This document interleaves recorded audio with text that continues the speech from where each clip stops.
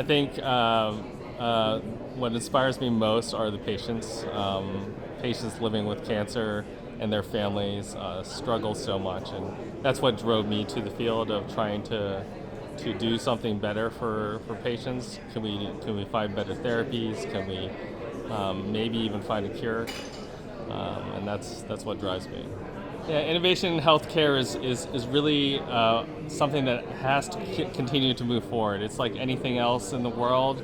The world is always changing, and healthcare is always changing. How cancers behave is always changing. What we've learned from them and the therapies that we've developed keep changing. And how those therapies affect cancers allows us to understand what are the next therapies we can do, so that instead of just trying to work on one thing, we have an opportunity to continue to innovate on the next generation of understanding of how cancer works, how those can turn into potentially biomarkers that we can use for the clinic, and ultimately how those going to turn into therapeutic targets that we can use to ultimately make that next big leap in cancer care. My path towards discovery has really been sort of a combination of me just being interested in science and training with amazing mentors from Bob Langer at MIT to then George Daly at the Whitehead Institute, and then most recently with Daniel Haber at the MGH Cancer Center. I think, what I've learned from all of my mentors has been this idea that you can try to find something new that hasn't been discovered, or engineer a solution that hasn't been figured out to solve a problem. And the problem that we face is that cancer is a terrible disease, and that this is the driver of discovery and ultimately translation to the clinic. So you really need to have a diverse group of people with different expertise to really advance biotechnology so that we can advance healthcare. And the reason why we know this is true is that science and medicine is a team sport.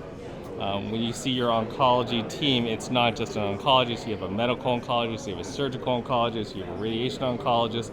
You really need to bring everyone here with these diverse expertise to perform something that is going to be the best for the patient. And that's what we need here. We need an ecosystem with diverse backgrounds and interests so that we can develop the best companies, the best technologies that will help the patients of today and of the future.